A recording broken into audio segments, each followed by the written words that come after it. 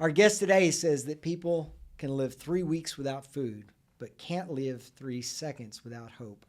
He has spent the last decade building a place in Denton where hope is exactly what you find. If you didn't know Pat Smith, today you will. Denton's got it all: the food, the music, the art, and of course the people. And behind every corner, there's a story worth sharing. And that's what this podcast is all about. Denton's best, one conversation at a time. I'm Brad, and this is If You Didn't Know, Now You Know.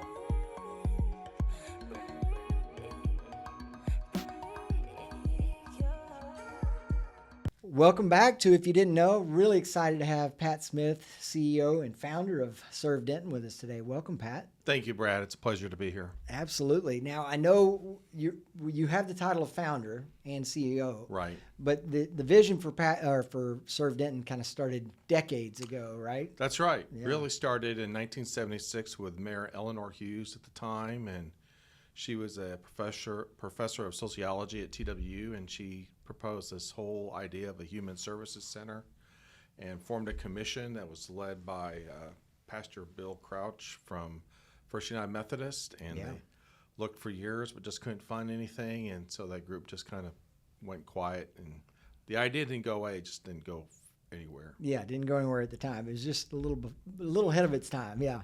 Well, we're going to dive into that and learn kind of how you really got it going and where you are with it today. But I want to start kind of back up a little bit. You grew up in Denton, and you've got some kind of famous parents, I think, at least for Dentonites, right? Yeah, I think people have called my parents Denton royalty. That's not my word, but others have said that. My dad started a restaurant back in the late 70s called Jim's Diner on Fry Street, which became very popular. Had a very famous mural on the side of the diner that has been recognized by artists across the world. And then my mom had a store right next to him called Rose, Secondhand Rose at the time. And then she moved over to Elm Street in the mid-'80s and became Rose Costumes. And then she moved out to the old outlet mall and was there from 2004 to just 2024 when they moved to the square. And now they're in the old McNeil's building and really doing well. And Mom is still very active making clothes and costumes for the store. She is incredible at that. Just her creativity and the costumes and things she comes up with is is she responsible for numerous little kind of parks or beautification areas in town as well? She was on the board of Keep Denton Beautiful for many years. She has the Adopt a Spot on Sherman Drive between Elm and Locust. That's probably her hallmark, but she's done a lot of other smaller projects around town. Also the Cherry Orchard, if you're familiar with the Cherry Orchard. She started that back in 2015 and really became the #1 tourist attraction in Denton County. That's incredible. Well, you were destined to be successful with those parents. Yeah. Thank you.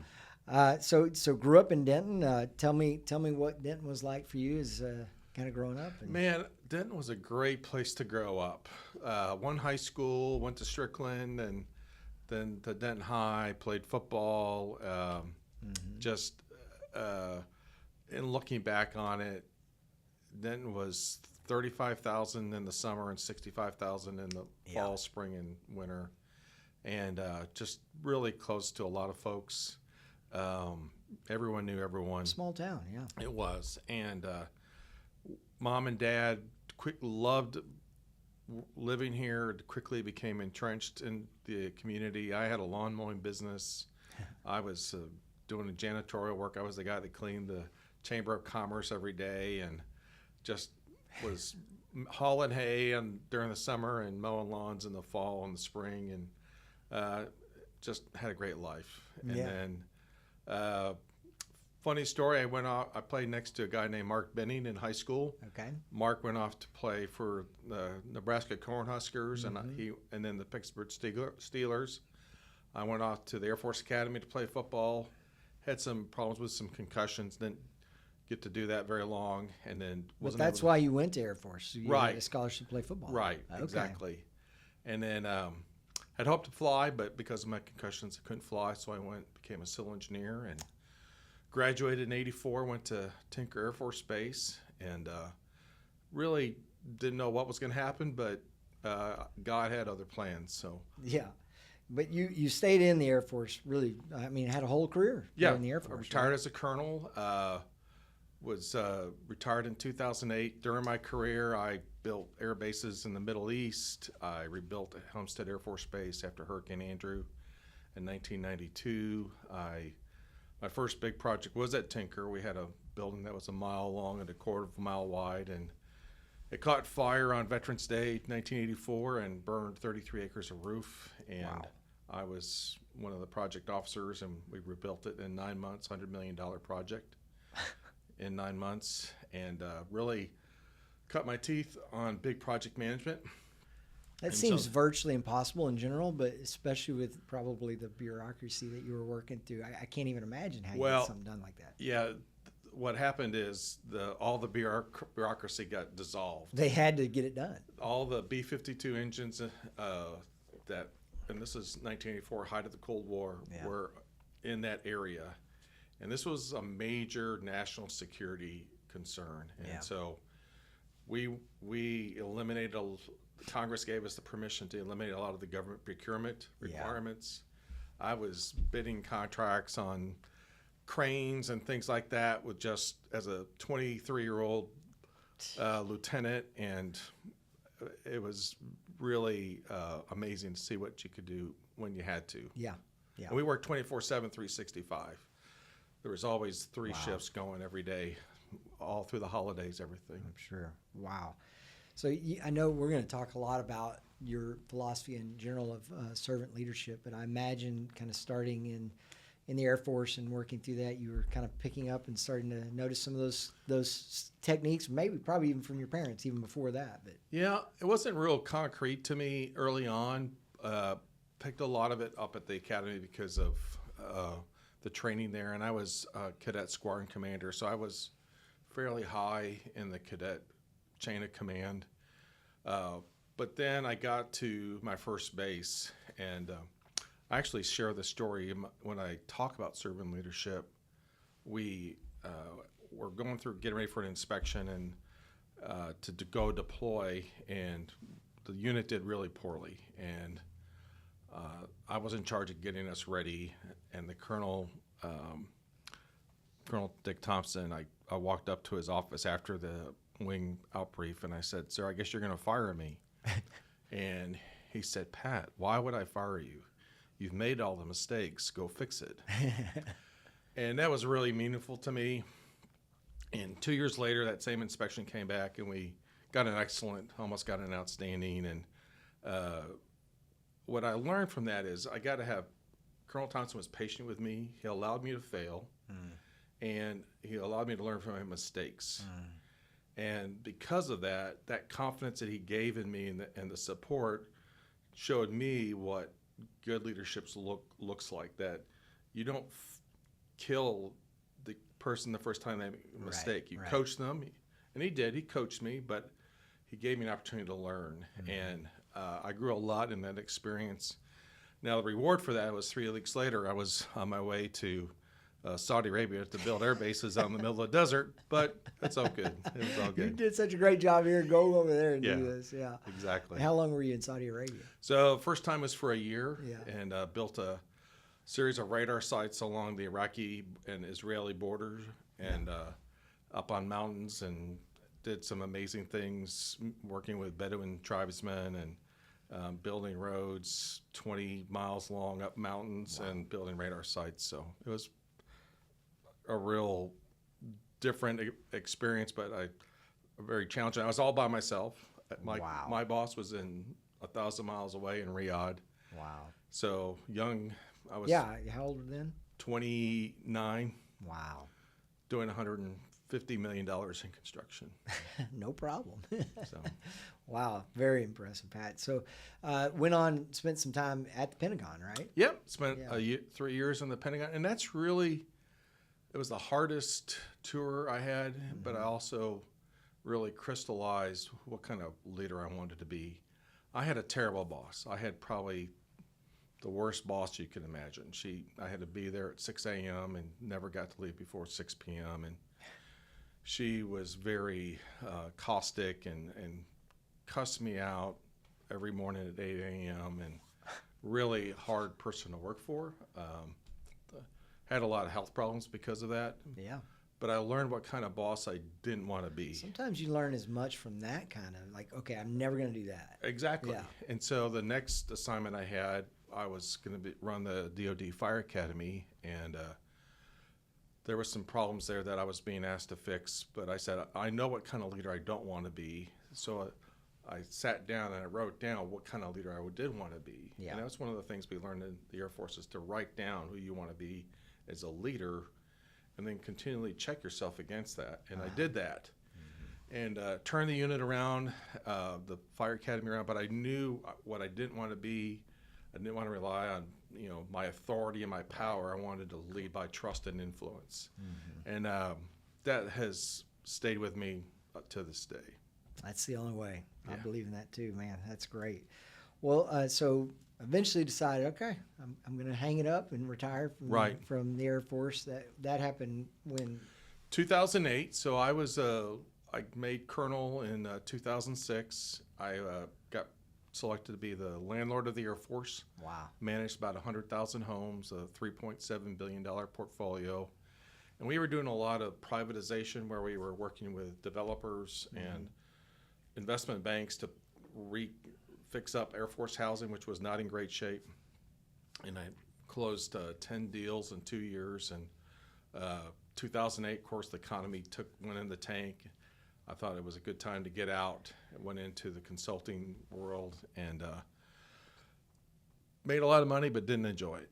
Yeah. I missed the people, and I missed just making a difference in people's lives.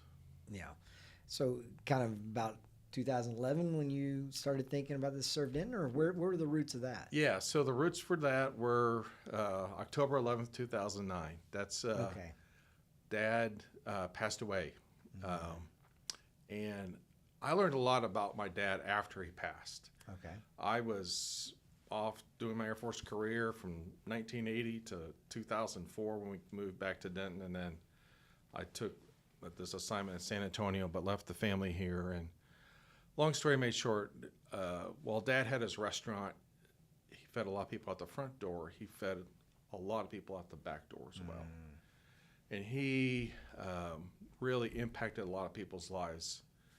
And so when he passed away, there was a big article in the paper that was written about him, and people came from all over the country for his memorial service on November 11th, 2009. And I was officiating it, and I stood at the door afterwards, and I shook the hand of everyone who came, and I said, well, who are you? Where'd you come from? And I was struck by all these people who had come from all over the country, San Francisco and New York and Dallas and Denver and Atlanta. And I was like, well, why did you come to my dad's funeral? And they go, well, your dad saved my life. Wow. And I stood in that door that day, and I have my service dress on, and I have the Colonel's Eagles on, and I was like, my dad did more for people than I ever have. And I decided right then and there I was going to change. And took a year, but I decided to go into ministry at Denton Bible Church. Okay. And did that, and Tommy Nelson asked me to do two things. First was to get the ministries in the church working together better. Yeah. And the second was to figure out what the church could do to be more loving in the community. Okay. What could the church do to make a difference?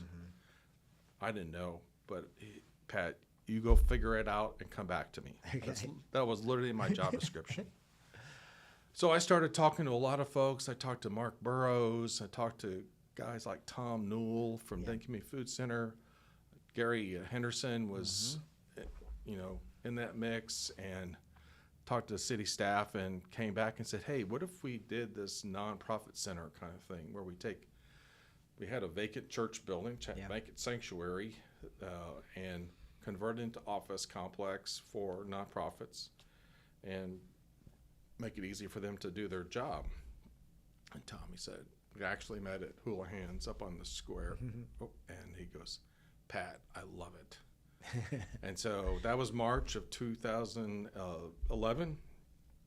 And 2 weeks later, I had lunch with a lady named Priscilla Sanders. Yeah. And she heard me talk, and she said she thought I talked like Colin Powell, the General Colin Powell. And she said, I'm in. And we met at the Abbey, and we took off from there and started building a board and talking to people in the community, building consensus, and getting people bought in, and haven't looked back. Wow. Well, it's incredible what can be done when somebody doesn't give you any boundaries. Just say, go figure this out. Here's the problem, or not problem, but just here's my idea. Go figure out a solution for this. And you, man, very impressive what came out of that conversation from Tommy. Thank you. So it started officially in 2012. Yes. Serve Denton. Yeah. And that was on the campus there at Denton Bible. That's right. Yeah. So we took over the old sanctuary right there at the corner of University and Nottingham. We didn't have the whole building, but we had a part of it, and started operating and bringing in 2 tenants. The first one was Big Brothers Big Sisters, and the second one was a group called Rising Star. And after a couple of years, we had 6 in there, and started trying to raising some big money and talking to people who could write big checks, and they said, you really need to own your own building. We're not comfortable giving money to a building that the church owns, because we were leasing it for $1 a year. I see. And so I went back to Denton Bible, went to Tommy and to Jerry Falbo, the executive pastor, and I said, I need $1 million. And Denton Calvary was looking to buy that building, so long story made short, we worked out a deal. Stan Morton was the board chair at the time, and the church sold the building to Denton Calvary Academy. They gave us $1 million, and we went and bought the building So from that Virgil was Strange. technically what they called a termination fee, wasn't it? Yeah, exactly. You had it written in your lease that if this lease is going to be terminated, you need to be paid. Is that how it was structured? No, it wasn't. It ended up being structured like that. It was a termination fee. That's what we called it. But it was not in the original lease. I see. So we had to modify the lease and then do it. do it. So, yeah. Wow. So, that gave you the seed money. Then, go buy the building that Virgil had out on 288. Right. So we bought it, just did a 5% down owner financing with Virgil Strange. He built out what we called phase 1, and then we were able to do a capital campaign that ultimately raised $3.3 million. And then I knew from my Air Force experience this thing called New Market Tax Credit funding. And I reached out to a consultant that I just happened to find that did this. She lived up in Paris, Texas. And she came down and said, totally can do this. We had the right location. And so we got $3.1 million from U.S. Bank. And so that put a lot of energy and financial capital into the project. And basically, the New Market Tax Credit is a 7-year loan that you pay a very low interest rate, 1.75% interest on it. It was all prepaid interest. At the end of 7 years, the loan's forgiven. Wow. So we get this huge injection of cash, and it also told potential donors that we were investment worthy. Right. And we brought in Health Services North Texas, Children's Advocacy Center, led by Kristen Howe, and then Denton Community Food Center. They were our big 3 anchor tenants. And they brought some cash to the table. So we went from $1 million to $10 million in a year, and that's what resulted in the campus that we have today. Wow. Really neat. That it's impressive what you built over there. I had an opportunity, I guess a year or so ago, to tour it with you, and just to see the whole behind-the-scenes operation.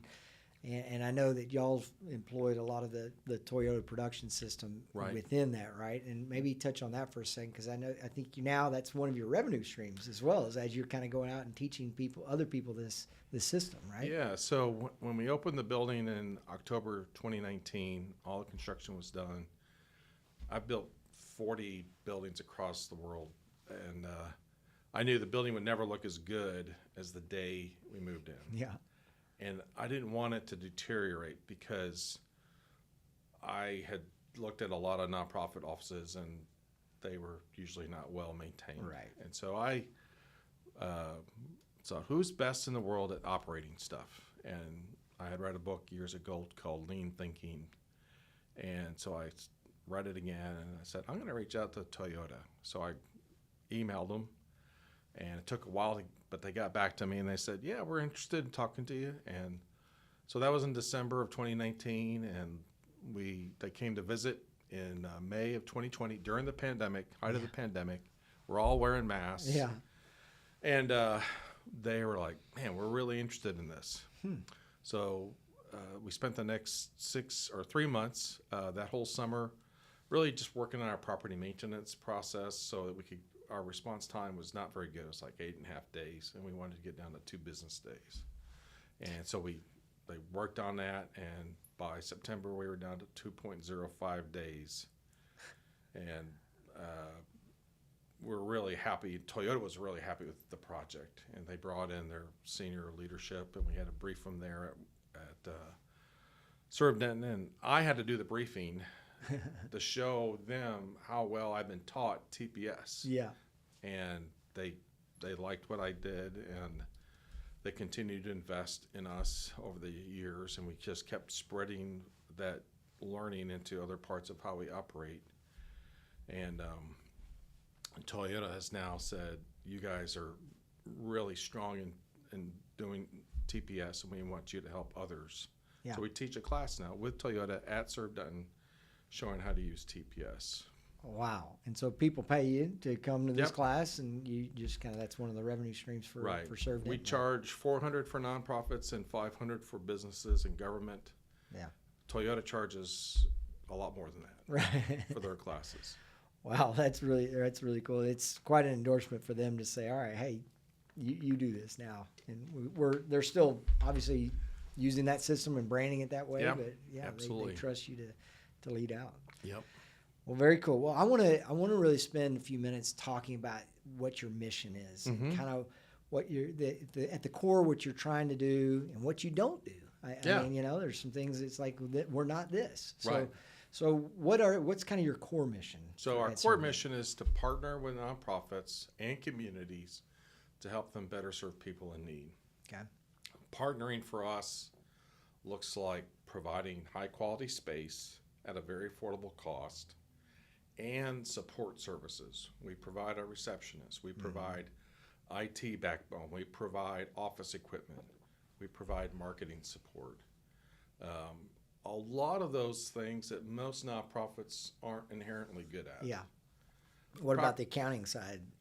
We've looked at that accounting side. quite. We could do it, but our experience is most nonprofits are not as mature as we'd like them to be in their accounting, and because of the fiduciary responsibilities, we kind of steered away from Gotcha. that. Okay. But if we can provide great space and support services so that the organizations can focus on their core mission, and they don't have to worry about the bathrooms and the trash and people coming in that may or may not be the right people, we take that off of them.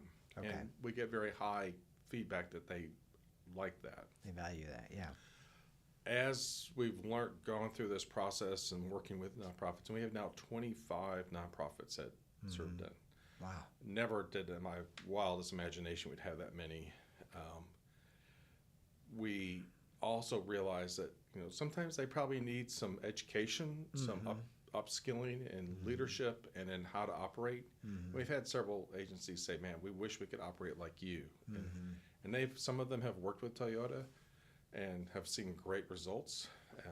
But we teach that class so that they can learn to operate better, and then because of that, our reputation has spread. We have worked with the city of Louisville. We did Serve Louisville. That closed because 2 of our major tenants lost all their federal funding. No tenants. Yeah. You know the business. Yeah, you got to have that. Yeah. Can't operate a building with no tenants, and so we handed the keys back to the city of Louisville. But we're now on a consulting basis working with a church in Garland and then also the city of Plano to help them create their own centers modeled on what we do. I see. And city of Round Rock's coming to see me on June 29th. So, Wow. And we've had lots of cities across the country come visit us. Right. We've had Edmonton, Canada come, and they created a center, and they say, oh yeah, everything we do is based on what we learned at Serve Denton. And these nonprofits, 27, 28, you said? 25 right now. 25. They could be in just using a one-room space or a desk to having several thousand square feet within your facility, right? That's right, exactly. Everything in between. Yep. Or maybe they just need it on a monthly basis to, That's right. to have a board meeting or something Yep, like that. exactly. Yeah. So there's all kinds of options if you're a nonprofit to say there's a home for you there. That's right. There is, and that's really well said. And yeah, we want to help new nonprofits get off the ground, but then we also want to help mature nonprofits, expand. So Catholic Charities of Fort Worth just announced last week they're creating a hub at Serve Denton. Oh, great. A year ago they weren't even in Denton County. Yeah. And they have 3 offices now, and they're doing a great job helping families with financial literacy and education, and we're just excited to have them grow. And that's what we want to see. Denton, as you know, is growing 86 people a day. Denton County, 86 people a day are moving here. Yeah. They're not bringing roads, they're not bringing water, and they're often not bringing a job. And so how do we help those families who are struggling, especially with the challenges of inflation, to get by? And that's the idea. Yeah. Okay. Now you've kind of drawn a line in the sand, though. You don't provide any direct service. That's right. to individuals. That's so right. Why is that important to you? I know it's not because you don't care. No, the reason we don't is we never want an agency to fear that we're going to get in their lane. Yeah. They can look at us sometimes and say, well, you're the 800-pound gorilla in the room. We're pretty good at fundraising. We're pretty good at operations. But we want to be Switzerland. We want to be that place that's neutral and safe. Yeah. And we never want a nonprofit to say, oh, you guys are getting into our business. And the board drew that line in the sand very early on. We are never going to do direct services other than the receptionist. Right. And we're very limited in what we do. We don't ever get into case management or Right. things like that. And it just makes it, there's never a us versus them. It's always us together.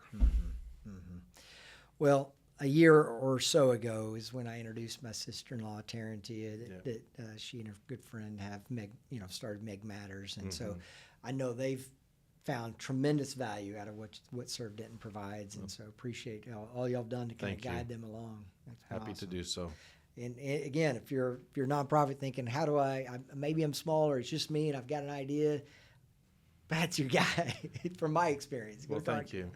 Go talk to Pat. So I want to talk, I guess, first of all, what are you most proud of on that kind of Serve Denton front and what you've built there? I'm most proud of, and I've said this publicly several times, I'm most proud of how we as a community came together and did this with zero government funding. Yeah. I spent 28 years in the military, so I spent a lot of time on the government side. Yeah. And I spent a lot of time in the Pentagon working on government funding. And everyone's first answer is always, oh, we need to go ask the government for more money. All right. And I was like, no, we don't. We're not going to ask the government for more money. We're going to figure a way to solve this ourselves. And one of the things I admire about what you do is you go out and build community by raising private investment to make the community better.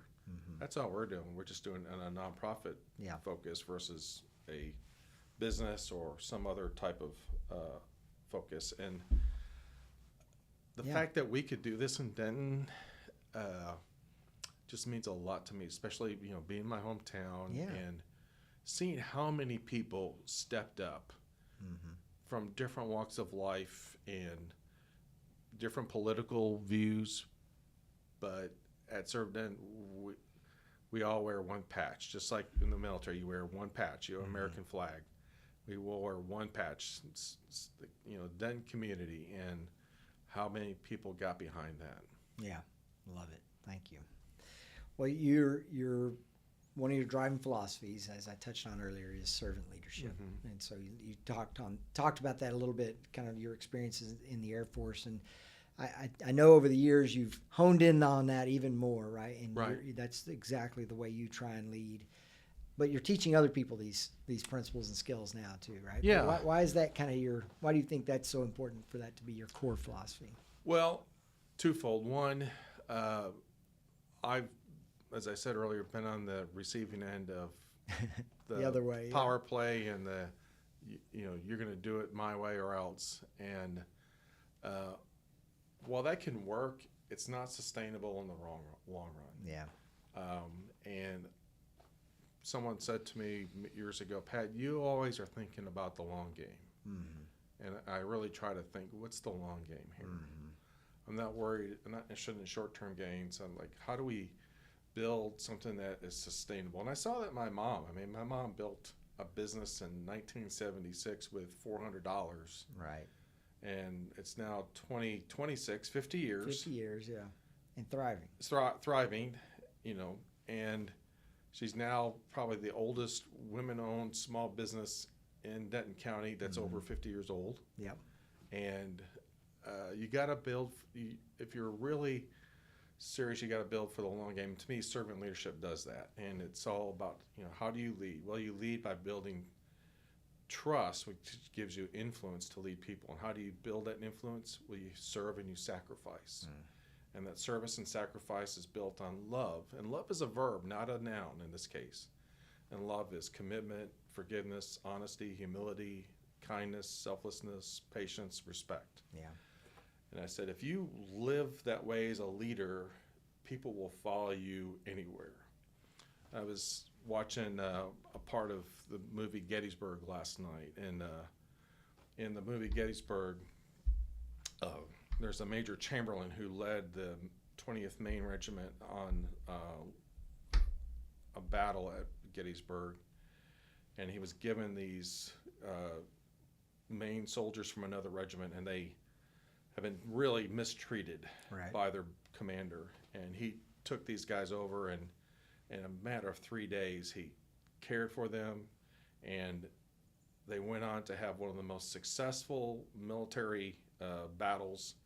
The Battle of Little Round Top. Mm-hmm. And if you're not familiar with Gettysburg, it was really key to the Union victory. And Chamberlain led as a servant leader, and he took care of his people. And I say, you take care of the people take care of the mission. Mm-hmm. And if you can do that, you're going to be wildly successful. I have found that people will just run through brick walls. They will, if they know that you are there for them, that you care, that you love them, that you're absolutely. So, wow, that's great. So how does that look now? You're teaching that to others. Is that a formal program?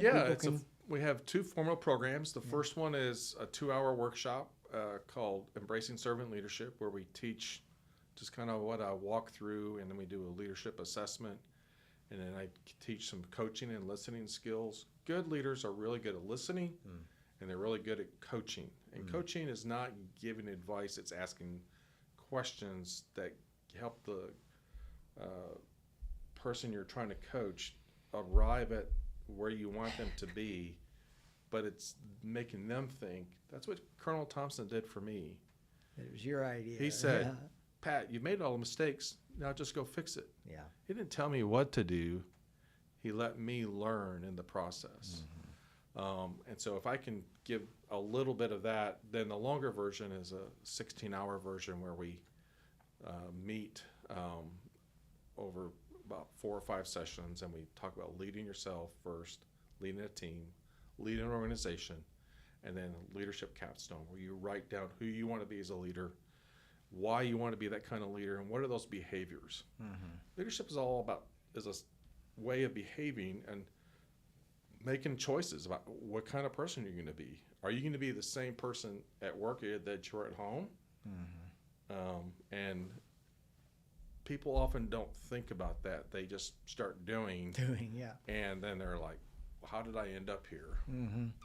Well, I know this sounds like a lot of just foo-foo, lovey-dovey stuff, but I can attest that it really matters. And I, like you, have had experience where with bosses or employers that have been this way or that way, and it's like the ones that people want to work for and that really, I mean, they'll even sacrifice how much you make. You know, right.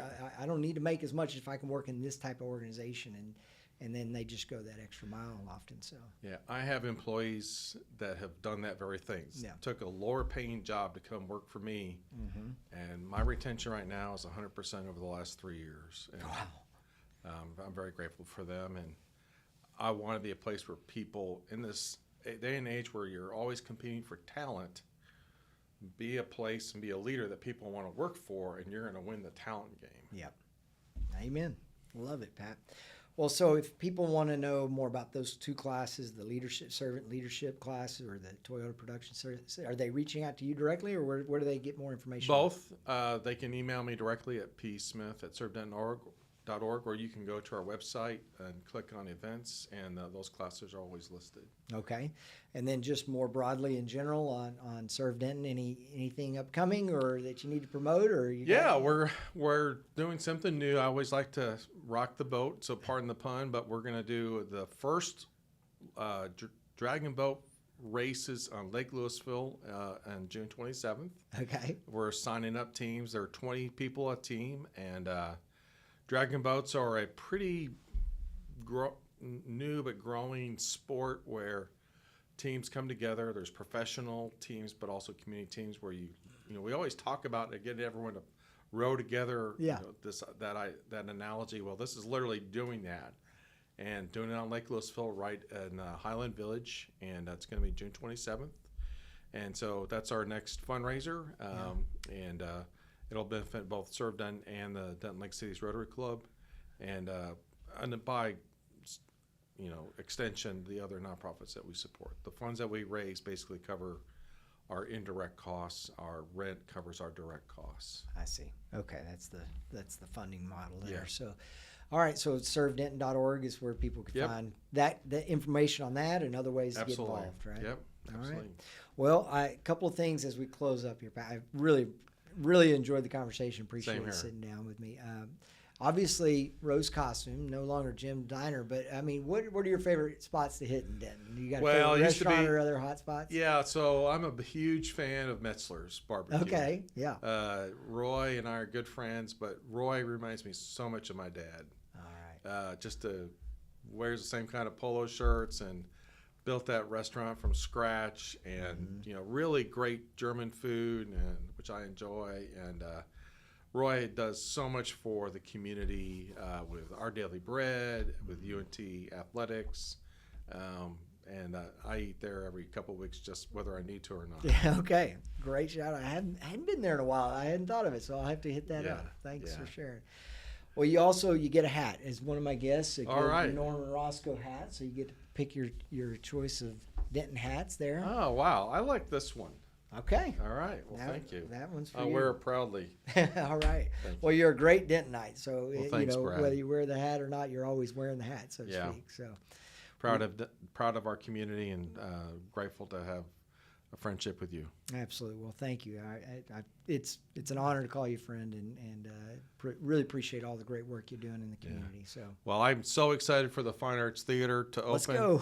And David Pierce and I are going to do a Christmas concert there. Okay. On December 21st with his 20 This year? Yeah. Oh, I hadn't even heard. Yeah. This is exciting. Breaking news. I'm so excited. We're going to have Cartwrights cater it. Yeah.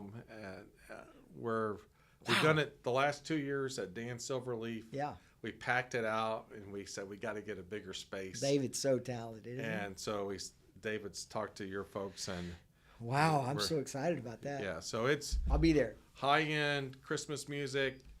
I didn't realize this, but his people in his band come from all over the country. He's got just to play with him. Yeah, he's very talented and creative. Yeah. So that's going to be fun. Well, if somehow you didn't know Pat Smith before today, now you do. Thanks again for joining us on another episode of If You Didn't Know.